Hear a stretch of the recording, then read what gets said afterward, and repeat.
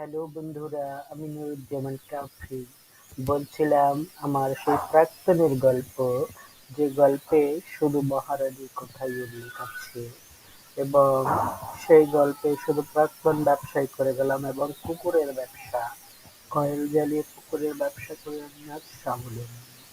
তো যিনি সবাই যদি ভালোভাবে টাকা ইনকাম করতে চাও, সবাই আমার মতো ভিডিও বানাও।